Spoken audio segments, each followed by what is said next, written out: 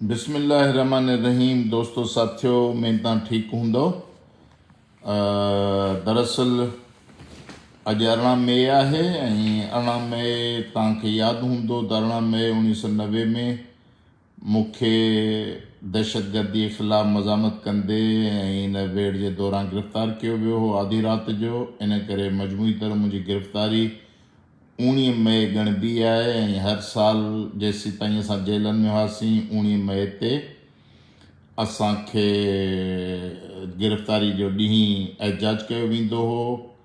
उन ई 19 मई ते 1991 में शहीद फ़हीम अब्बासी हिकिड़ो यूनिवर्सिटी नवाबशाह में पढ़ंदड़ नौजवान एजाज करणु जॾहिं बस में चढ़ी हैदराबाद आया पिए त उनखे रेंजर्स गोलियूं हणी शहीद कयो।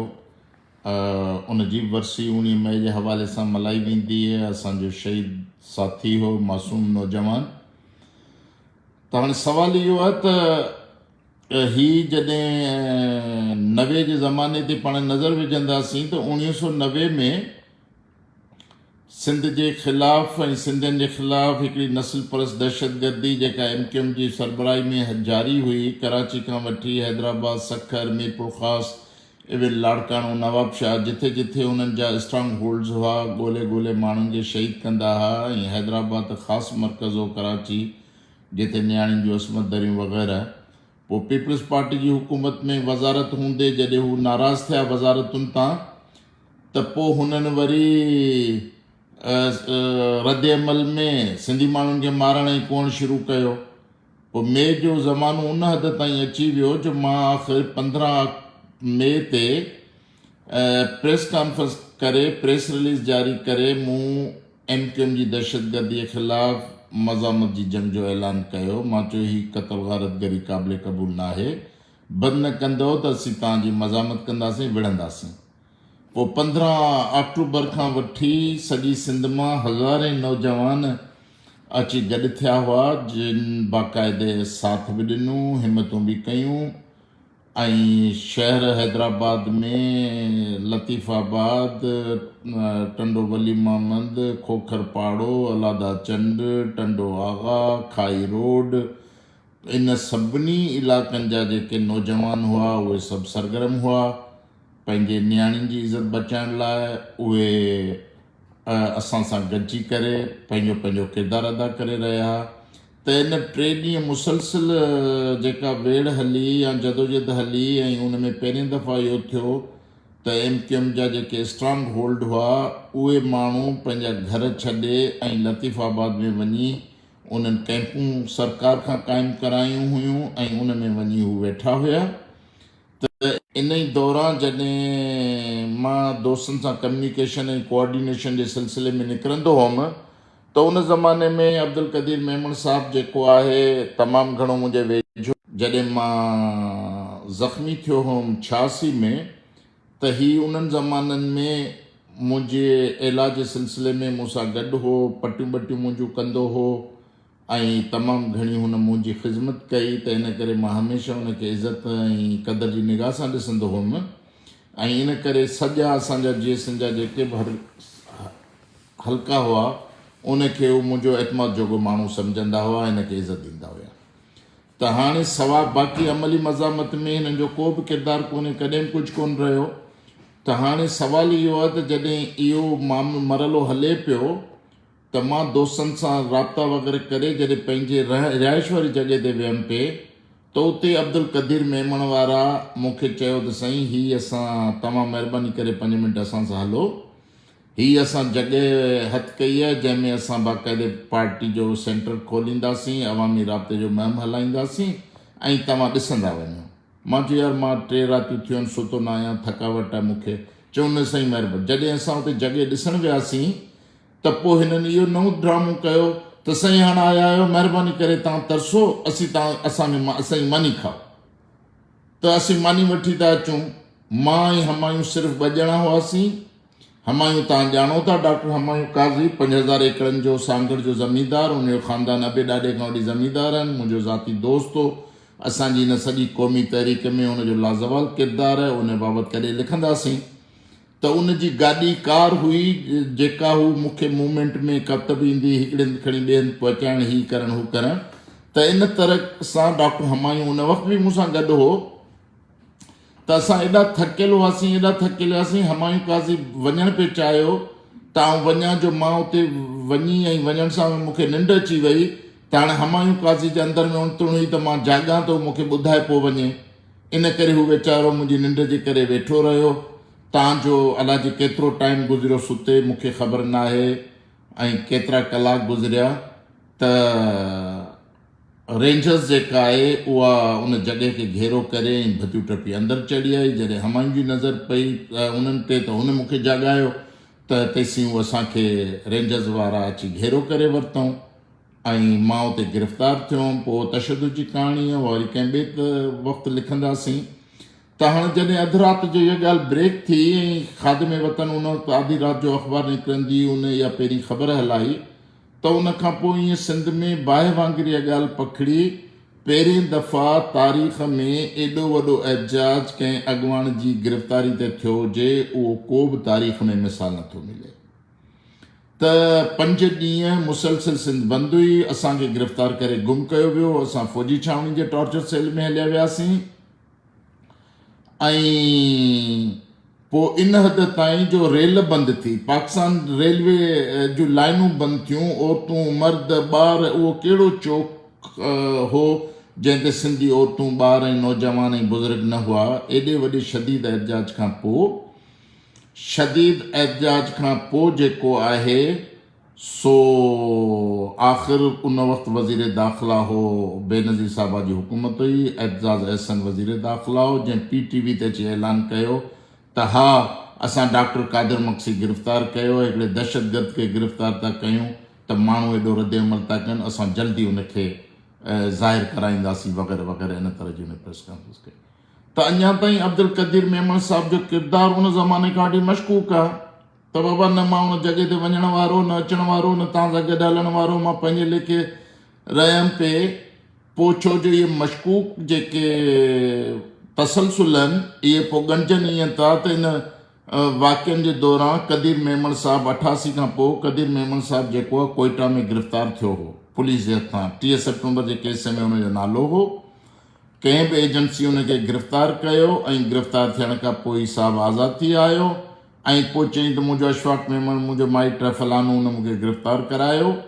ऐं उन खां पोइ जीअं साहिबु आज़ादु थी आयो पोइ हीउ वाक़ियो मुंहिंजी गिरफ़्तारी जो अमल में आयो त हाणे ख़ुदि तारीख़ में ही ज़िम्मेवार माण्हू आहिनि जिन मूंखे गिरफ़्तार कराइण में पंहिंजो किरदारु अदा कयो बहाने सां असांखे उते राहे मानी जे बहाने सां छॾे साहिबु गुम थी विया ऐं पोइ अलाए केतिरनि कलाकनि खां पोइ रेंजर्स आई पोइ बि हीउ जुआन कोन मोटिया हाणे हिन साहिब जो कमु इहो आहे हिन वाक़िए में 16 सालनि जहिड़ा 17 सालनि जी उमिरि जा ॿार बशीर नूनारी एहसान लगारी ऐं साईं मुंहिंजा करीम लगारी मासूम ॿार गिरफ़्तार कयूं जंहिंखे 2-2 टे महीना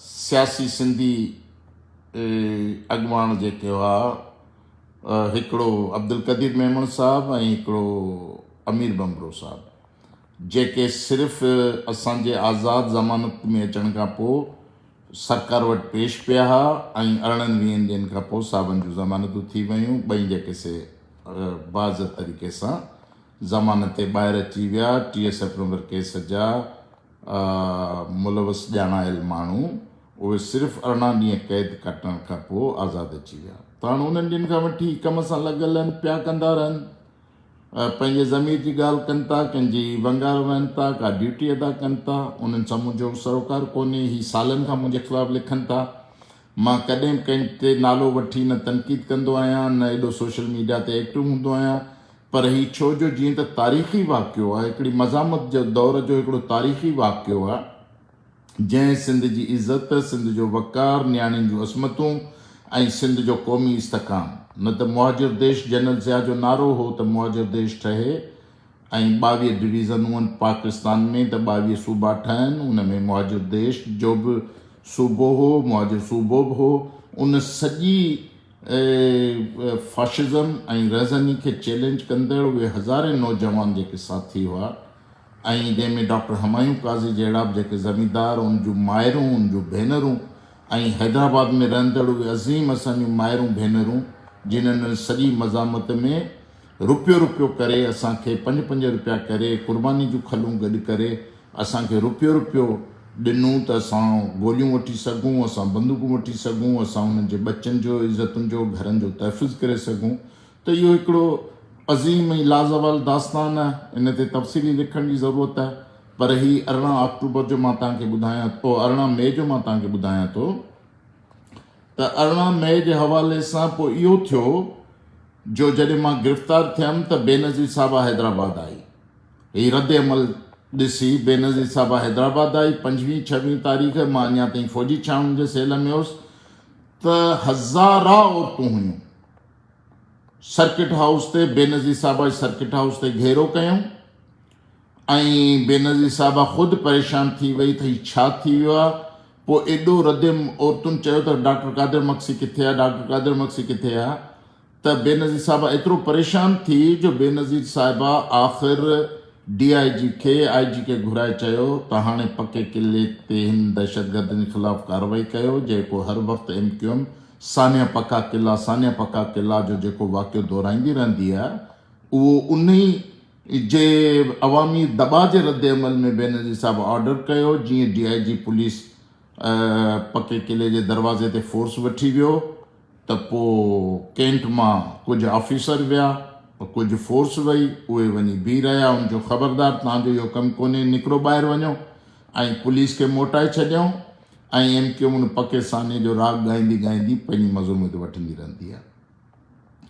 त इन जे करे मुंहिंजा भाइरो दोस्तो, ही हिकिड़ी सिंध जी क़ौमी बका जी तहरीक हुई, मज़ामत हुई। जंहिं जेको किरदारु अदा कयो, हिमतूं कयूं, गैरतूं कयूं, उन्हनि सभिनी खे मां सलाम पेश कयां थो। असां सां गॾु बीठा 100,000 नौजवान ऐं सॼी करोड़नि जी क़ौम मां सां गॾु बीठी। ऐं मां जॾहिं ज़िंदा मोटियसि उन टॉर्चर सेलनि मां, या मां जेल जो असरु कटे जेको मोटियो आहियां, त उन में सॼी जे सॼी क़ौम जी हमराही, हिमत ऐं जवानमर्दी शामिल आहे। ऐं अॼु जेका सिंध बेवसी जी कैफ़ियत में आहे ऐं तव्हां पाण सम्झो था त अॼु असीं कमज़ोर महसूसु थियूं था, असीं बेवस बनियल आहियूं, असीं कुझु नथा करे सघूं, धाड़े लोफरनि जो मुक़ाबिलो नथा करे सघूं, असां रियासती दहशतगर्दी जो मुक़ाबिलो नथा करे सघूं, असांजा ज़मीन पेरनि हेठां खिसके पई, वक़्तु असांजो वञे पियो असांखां ईअं तेज़ी सां गुज़रंदो जीअं वारी मुठ मां वहंदी आहे।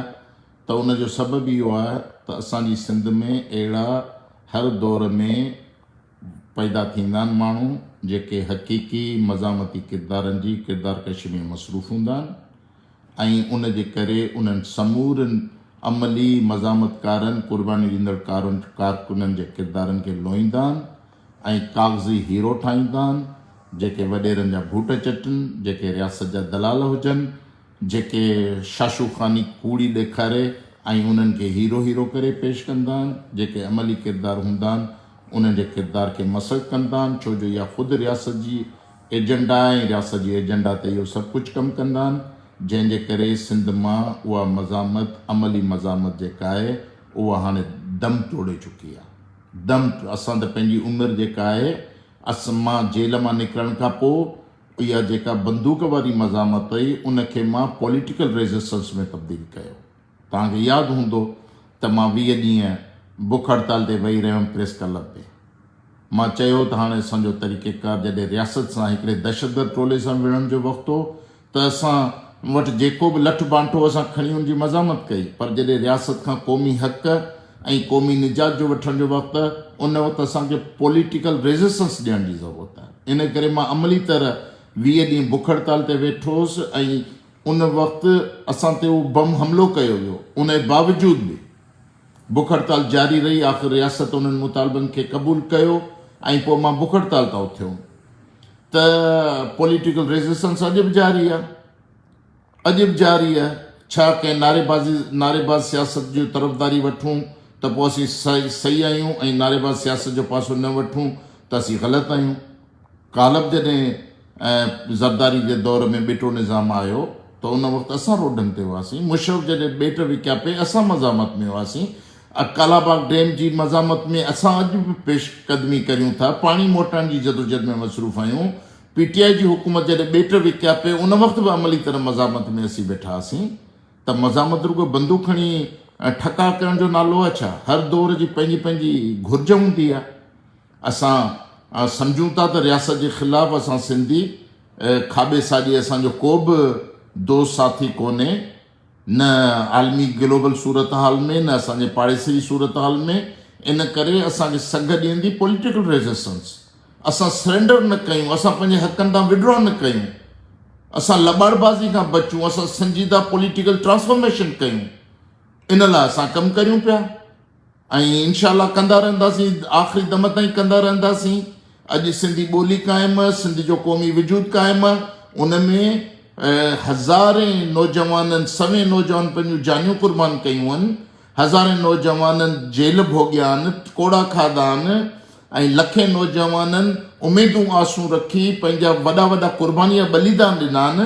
त उन में डॉक्टर कादिर मक्सी जो बि हेतिरो नंढो किरदारु आहे, जंहिंजे करे अॼु असां ज़िंदा आहियूं, जियूं पिया, सिंध करियूं पिया।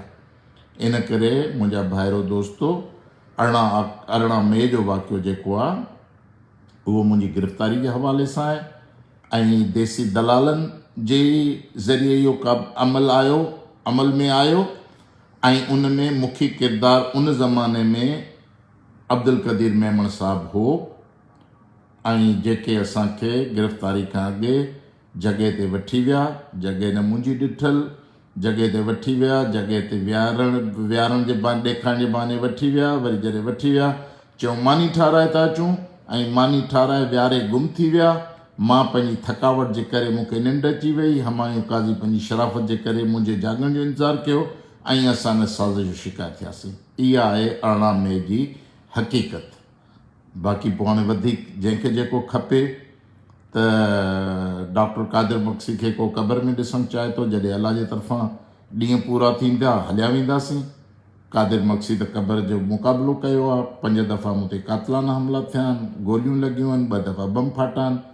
अॼु बि मां रुगो ई NSSO वग़ैरह कोन, कराची यूनिवर्सिटी में जेका जमा इस्लामी जी गुंडागर्दी हुई, दाऊद इंजीनियरिंग कॉलेज हो, स्वीडिश टेक्निकल कॉलेज हो, NED यूनिवर्सिटी हुई, इन्हनि समूरनि इदारनि में बशमूत Hyderabad technical college, government college Kari Mori, उन ज़माने जेके शागिर्द शाहिदियूं ॾींदा त उते जिथे जिथे नसुल परस्त दहशतगर्दी हुई या जमा इस्लामी जी दहशतगर्दी हुई, उन्हनि समूर इहे जेके NED में जेके दोस्त आहे जारियत ऐं फाशिज़म शिकार, उन्हनि खां पुछी वठिजो त उन्हनि सभिनी इदारनि में मां सिंधी ॿारनि जी, सिंधी नौजवान जी तालीम, उनजी बहालत वाहे सघियो आहियां, जेतिरो पाण खे क़ुर्बानी लाइ पेश करे सघियो आहियां। मां किरदारु अदा कयो आहे। उहा अलाह जो इख़्तियारु आहे त हुन मूंखे ज़िंदगी बचाई या मां वक़्त खां अॻे क़बर में हुजां हा, उहो अलाह जो इख़्तियारु आहे। कंहिं बि जी ख़्वाहिश ते, कंहिं अहिड़े फेरे जी ख़्वाहिश ते न को मरी सघंदो, न को जी सघंदो आहे। मुस्लमान या पुख़्तो ईमान हिकु ॾींहुं ॼापिया आहियूं, ॿिए ॾींहुं क़बर में वेंदासीं।